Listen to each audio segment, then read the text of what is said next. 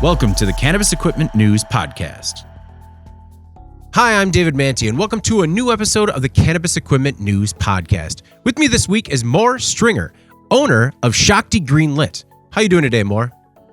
Awesome. Amazing, man. Excellent. Well, thank you very much for joining me today. I appreciate it. Before we get started, please make sure... Before we get started, please make sure to like, share, and subscribe to the podcast.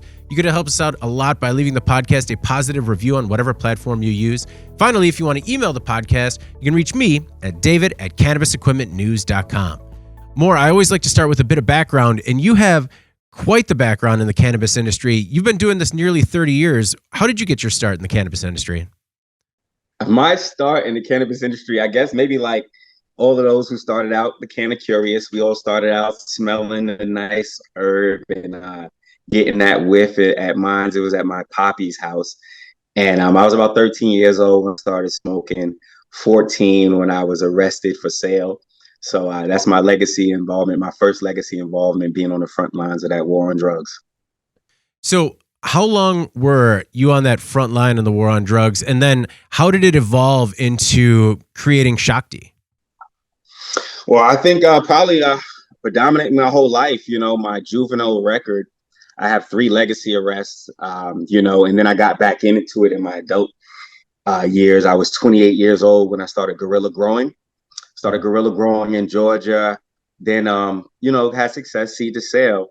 And then meeting that need and that demand, having to travel to the other states, having to go to NorCal, having to go to Colorado, making that interstate traveling trip, seed to sale to provide to my patients. I ended up getting arrested in 2015, sale to an undercover cop. That's from I guess from 2008 to 2015 was my legacy run. Okay. And after that, were you incarcerated for that? No, never. I never spent more than 5 days in jail, which was a crime. You're only supposed to be spending 72 hours in jail before you get to see the judge. So I was actually held against my will in Ohio. But I've been fortunate enough never having to do any time behind my cannabis arrest. I had some serious arrests, sale to undercover cop, $60,000 worth of concentrates going through Ohio. My first arrest was a sale to a minor. I was a minor myself. So evading that aspect, I think I attribute that to me being very spiritual. So when did you make the decision to try and start a mainstream product line like Shakti Green Lit? Just seeing the opportunity and in seeing everybody else, just like the green rush, people who maybe not have been invested in it saw the opportunity. So me being invested into it for a greater part of my life, I definitely saw the opportunity. And it was extended to me, and I wanted to really create something. So I incorporated some professionals from another field of creating products. I didn't just want to kind of come out the shelf and just do my little mom and pop mixture that I've been doing in the legacy space. I wanted to be a real viable entity to this space. I wanted to really create something that added value to this space. So is it essentially a 5-hour energy with cannabis? Exactly. It's just 4 to 7 hours of energy. We wanted it to be a lot cleaner than a 5 hour. So we opted out of all of the sugars. We didn't do the flavorings and stuff like that. So we kept it natural, no tropics, amino acids, 100 milligrams of caffeine, vitamin B6, B12, B3, which I like, in terms of the brain boosting aspect with the energy, clean energy. When you were looking at getting into the legalized part of the business, why did you pick an energy shot? Did you feel like all the other products were oversaturated? Were you looking for a new product category? What was that part of the process? I think my natural instinct, but also read this book called Blue Ocean. And it's a philosophy that I think a lot of people should maybe adopt in this space. The Blue Ocean ideas in business. It's a business book.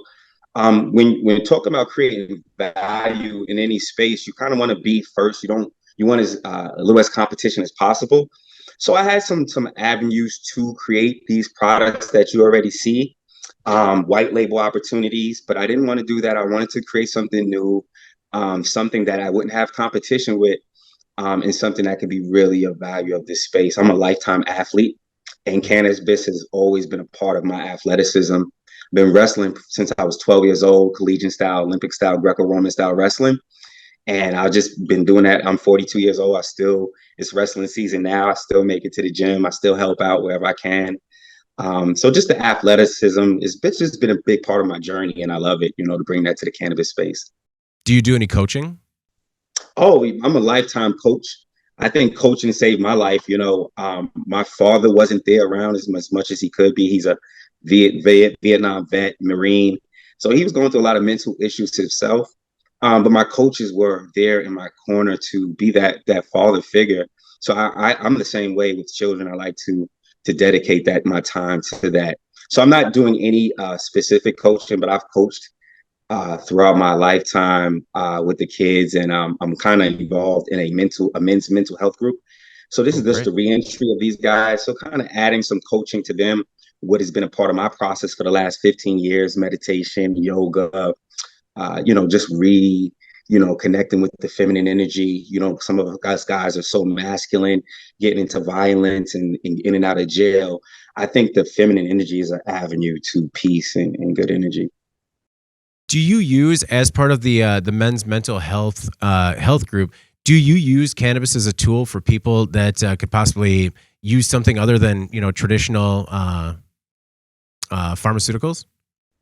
Absolutely. There's an actual guy in my group who actually helps people with that. They actually go to Jamaica, and because there's not a lot of opioids there, and they use cannabis and other things to get people off of that opioid addiction, along with other herbs and such. Okay. So you wanted to create a new product category. How did you assemble a team to kind of make that happen? Do you have any background in product development, or did you kind of look out for specific people in consumer packaged goods to try and help bring a product to market? No, you hit it head on the nail. I think you need to look for people with that expertise and background. I'm fortunate enough that one of my wrestling buddies, since we were 12, has been creating supplements in the supplement industry for over 20 something years. So I brought him in. Another friend of mine has been creating supplements and textiles, has fully vertical integrated labs in America and in Mexico. Brought that guy in and brought another guy in to help me to partner with this major entity who a lot of these places, these people who have licenses, they might not have the depth to create their own original products. And that's what I'm seeing a lot of. That's why they create a lot of the similar products. But I think that's what I offer to the industry, that, creating those blue sea ideas. And I just brought a team with me who understood creating products. About 60 years, almost 60 years experience between the three of them. Wow. Do you do the manufacturing in-house, or is it through a partner or a third party, and where is the manufacturing done? Yeah, so we're out in Fitchburg. It's not my product manufacturing lab, but it's being produced out in Fitchburg by a company called Revolutionary Clinics. Okay. So we partner with those guys to bring our vision to market. How long was the product under development? A little under a year, I would say. Okay. How have you gone about marketing it, getting it out there? Because one of the things with a new product category is it's sometimes hard to find shelf space in retail facilities. Well, just guerrilla marketing, and I found the exact opposite. With that strategy of the blue sea ideas of creating a product that didn't exist in the market, we had no competition in the industry, and in terms of getting that shelf space. A lot of people who create beverages or create, candies and stuff, they might have to do a little more persuasion than somebody who has something that doesn't kind of exist in the market. So right now we have proof of concept, and just guerrilla marketing, going to these events and telling people, hey, we got a cannabis energy shot. And it's like, really? How does that work? And, so it's something that I'm excited to kind of be at the forefront of developing this category, this supplement category, being a lifetime athlete. And yeah. How would you describe the experience? How does it work? It acts like an antidepressant. A lot of us are deficient in vitamin Bs. So those vitamin Bs really kick up and boost the mental atmosphere and the energy, overall energy. I wanted to stay kind of safe and kind of create something that everybody could, enjoy without any too many adverse reactions. We have the amino acids in there for the jitters, so it's not a strong onset or offset. But I want to, continue to create some products like that and come up with some more aggressive, energy products. I'm actually sipping on one right now with the same kind of thing. Our prototype coming out with a drink. It's the brain boosting in the body, stimulating thing effect. How long has the Shakti line been available so far? I would say 8 weeks. Oh, okay. Well, how's the initial reaction gone? We've been getting some awesome reaction. I think at 6 weeks we were over 3,000 units sold. A lot of the stores like it at the front counter. That 1 ounce size. It seems to be a cool upsell. Mm. Did you guys run into any issues with the supply chain, getting materials, or even like the plastics that you use for the bottle, anything like that? No issues, but just like I guess with any other business, we want to be able to create the product cheaper, and that comes with those costs of sourcing the materials and stuff. So originally, our this I guess call this our beta testing. We kind of ordered materials and stuff from manufacturers who are readily available in America, but with ordering outside of the country, we can bring those cogs down. Did you anticipate that type of early success out of the gate? No, I'm an extremely optimistic person. I always believe in what I'm doing. I'm always, a student of Abraham Hicks and the law of attraction and mentalism. So I'm always believing that, and knowing that I'm going to do something great in this space or any space I get into. Kind of transitioning a little bit. How would you describe? Oh, actually, before I get into that, is it only available in Massachusetts right now? Currently, only available in Massachusetts. We are in conversations with some product manufacturers outside of Massachusetts. Oh, okay. I wanted to switch to social equity programs because I watched some of your videos on YouTube, and it looks like you get pretty involved with the social equity aspect of the cannabis industry. How would you describe it overall, the state of the industry when it comes to social equity in particular? Yeah, absolutely. I have an immense stake in it. And then when these states open up, they're talking about, mass incarceration and who was those victims, the demographics of that. And these were brown and black men predominantly. So yeah, I'm very emotionally tied to it. And as I mentioned to you, I never had to do any time. So I feel privileged, and I have a lot of friends and family, including my son, who was arrested for cannabis in a southern state. So yeah, it's the war still definitely ensues, and I'm very passionate about speaking up about what was happening on Ground Zero.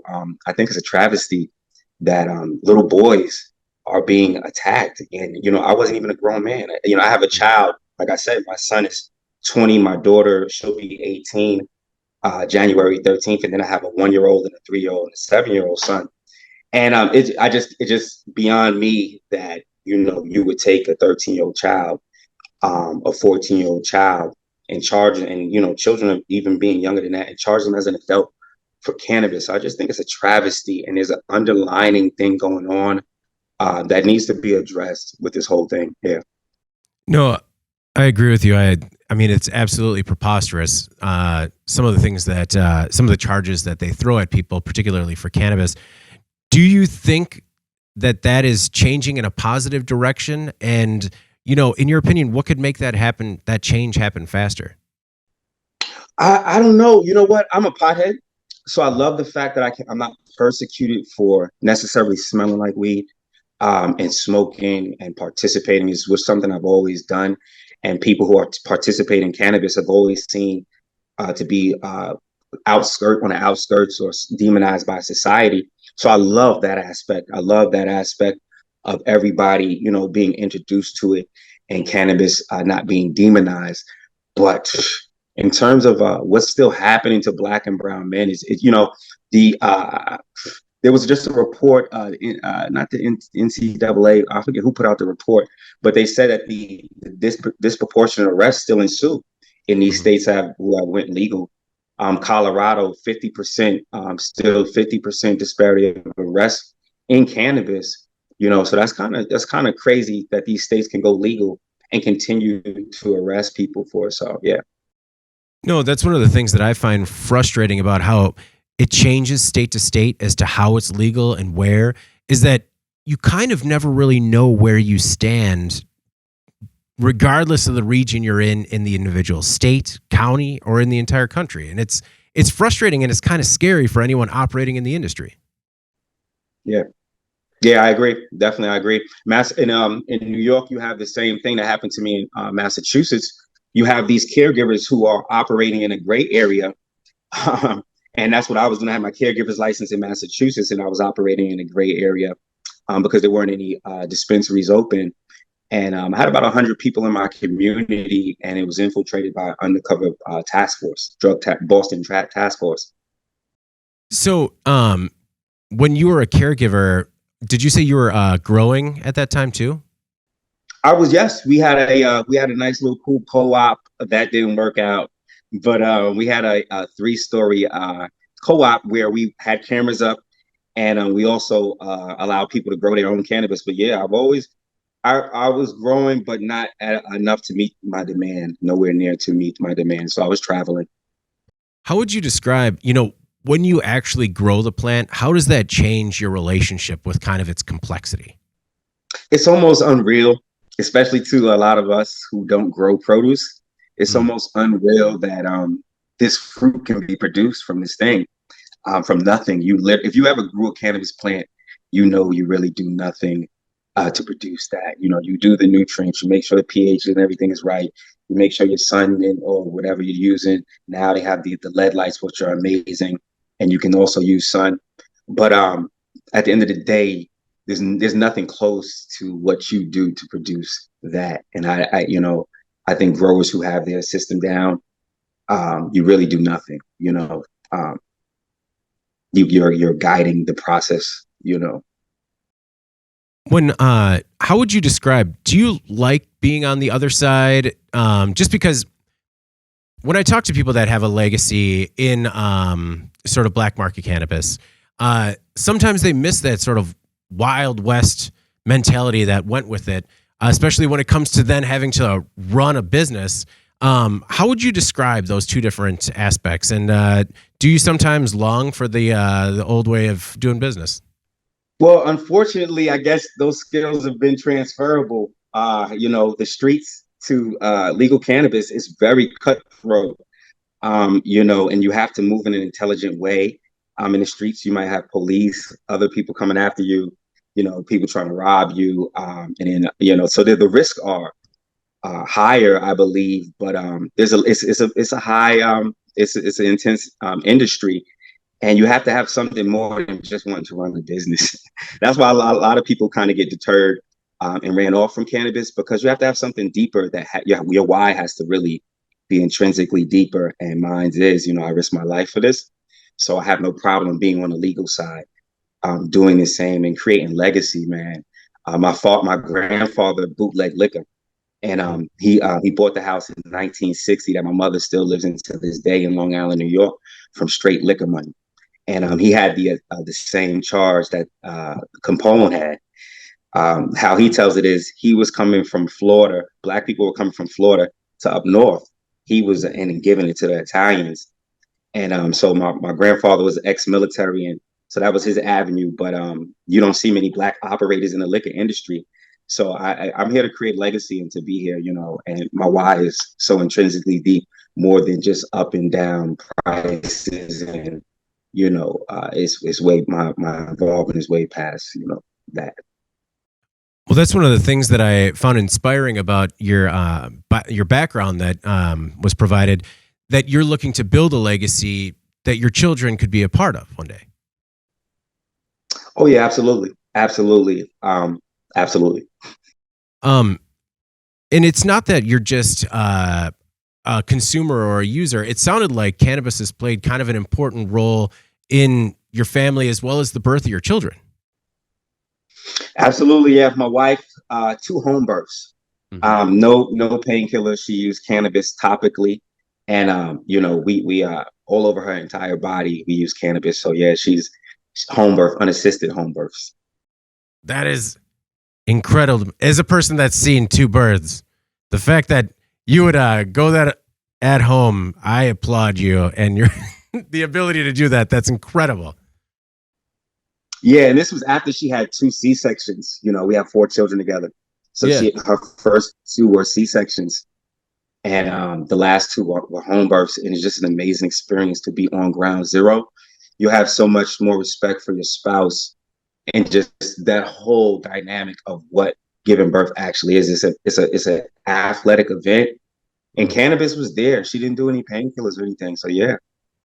No, I mean, talk about watching it from the other side. It's just like, yep, I will never have anything over you after this. You know, it's you've done this for the family.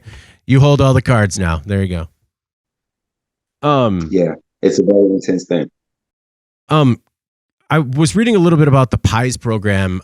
Could you speak a little bit about what you're trying to do there? Yeah. Pairing Incubator Excel Seed.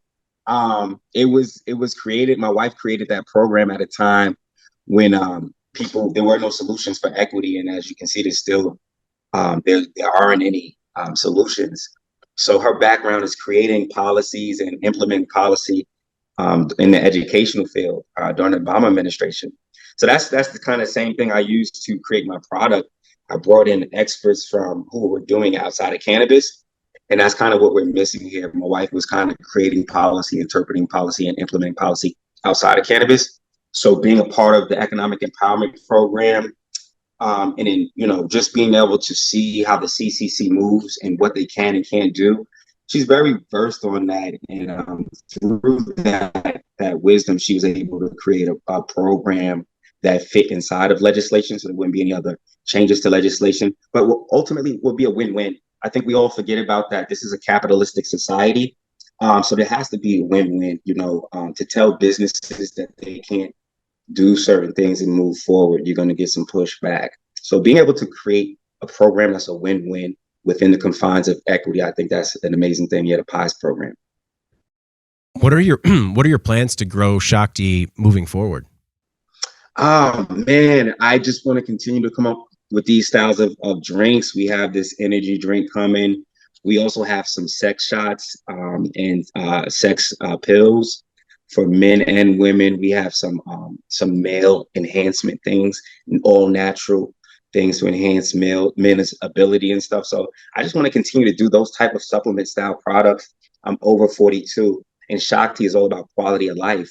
So if we can give that gift of quality of life to people to live more abundantly, that's the goal. So I those type of products, supplement style products.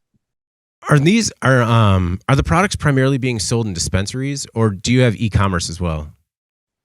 Primarily in dispensaries. We don't have a CBD line, but it's all in full spectrum outlets. Okay. All right. Before we get out of here, is there anything else that you want to make sure the Cannabis Equipment News audience knows about yourself or Shakti in general? Oh man, this has been an amazing interview. I just health and wellness Shakti. I think the best way to be in this space is just kind of to show and prove. So that's what we come to bring to this space. So I'm going to be here, and I think as people see what we're about and what we do, it's going to pick up steam. Yeah, but it was real interesting. Thank you for bringing up the PIES program and my wife. That's one of the most things I'm proud of, my wife and what she's doing in this space. So yeah. No, thank you very much for joining me too. I really appreciate your time, and I'm really excited to see what you guys have in store for us going forward. So, just keep at it. You guys are doing great. Thank you. All right. Well, before we get out of here, please make sure to like, share, and subscribe to the podcast. You could also help us out a lot by leaving the podcast a positive review on whatever platform you use.